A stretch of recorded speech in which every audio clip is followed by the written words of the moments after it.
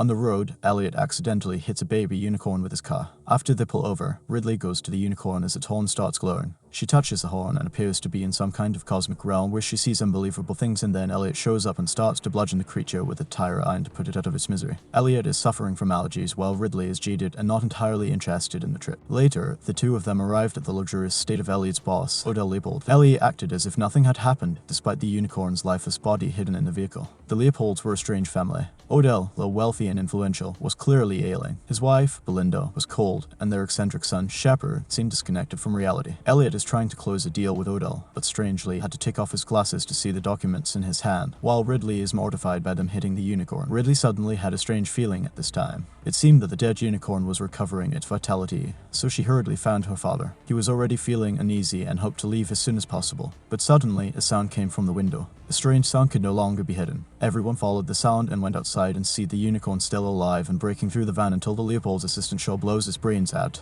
Everyone stood frozen in shock. Ridley stepped forward and explained that when the unicorn's blood had splashed on her face, her acne vanished. She felt no discomfort. Elliot realized his allergy symptoms had also disappeared. Odell's expression darkened. Odell's no-nonsense assistant suggested calling the authorities. Odell shut down immediately. As far as he was concerned, what happened was an unfortunate accident and nothing more. That night, Ridley turned to her computer, researching unicorns. She stumbled upon warnings that those who hunted or abused unicorns met terrible fates. She reads stories of hunters being torn apart, of magical retaliation. Ridley immediately closed the computer. That night, an aurora borealis appears coming towards the estate. Ridley had a nightmare. In the dream, two unicorns were running wildly in the jungle, as if they were rushing toward her. When Ridley woke up, two strangers in hazmat suits were already standing in the room. It turned out that Odell had quickly invited his medical team. At his request, the medical team forced her to undergo an examination and confirmed that she really had no side effects. The Leopolds used their team of scientists, led by Dr. Song and Dr. Becher, to study the unicorn and extract blood and samples of its horn for research and development towards a cure for diseases like cancer.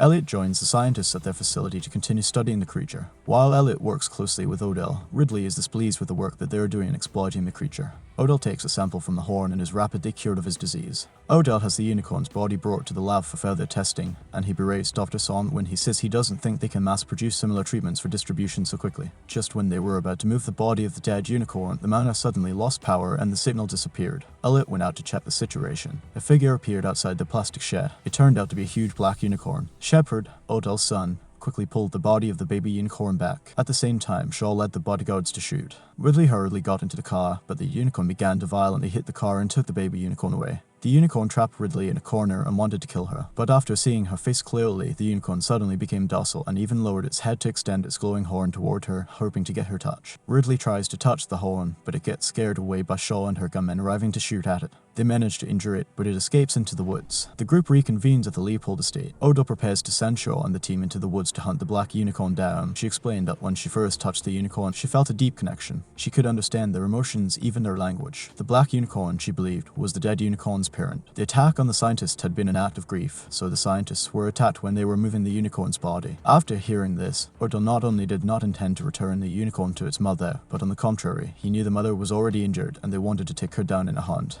The hunt would start at night. Ridley didn't want her father to go with them. Elliot also knew that this group of people were not good, but they were already on the same boat. There were only 3 people left in the manor: Shepard, Dr. Becher, and Ridley. Shepard stuffed a tube of unicorn powder into his pants and then came to the study and snorted it into his body. Ridley suddenly remembered that the legend says unicorns can be resurrected from the dead. It made her realize that unicorns have the ability to heal themselves. Panicked, she searched for the butler, hoping to reach the hunting team. But it was too late. The hunting team had already found the unicorn in the forest. Odell walked forward carefully and squatted down to touch the unicorn. But what they didn't notice was that bigger unicorn appeared behind them. The security captain was bitten on the spot and disappeared into the fog. The 2 unicorns were hidden in the dark and thick fog. Under the fog, they attacked when no one was paying attention. In the end, only Elliot and Odell escaped, and the unicorn was chasing them closely. Back at this stage, Dr. Becher disposed of the unicorn's body as planned. The 2 unicorns, a male and a female, attacked Odell from the front and back. He kept comforting them. The unicorn slowly lowered its head. Odell tried to reach out and touch the unicorn's horn. When his hands were about to touch it, the unicorn suddenly moved forward and knocked his head off. The other survivors immediately hid in the mansion and locked the door. Seeing such a horrific scene, the people present were already afraid of the unicorns.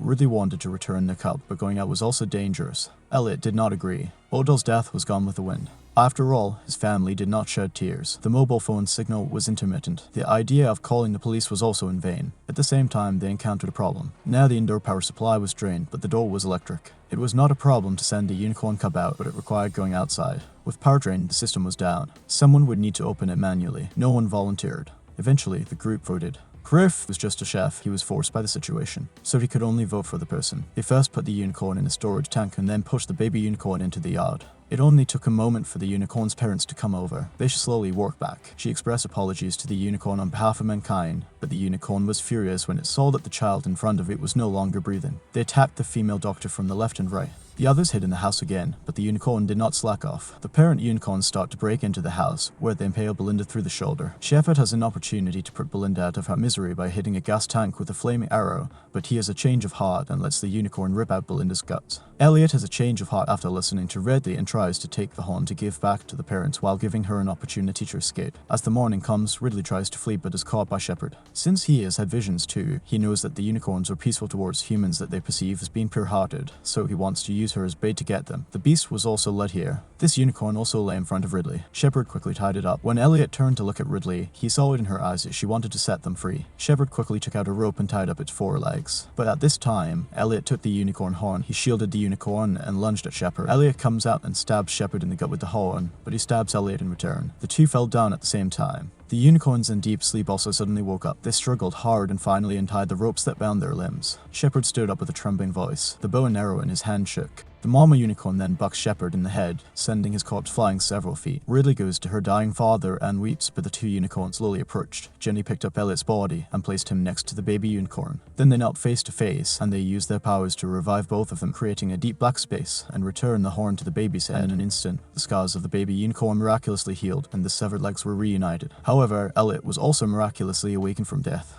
Elliot also experiences similar visions to what Ridley saw. The parent unicorns turn white like the baby before they run home. Unfortunately, Griff returns with a cop, who sees the dead bodies and assumes Elliot and Ridley did it. The two are taken away to be questioned. They then see the unicorns running alongside the cars. Elliot braces Ridley for what's about to happen, just as the unicorns ram into the cop cars.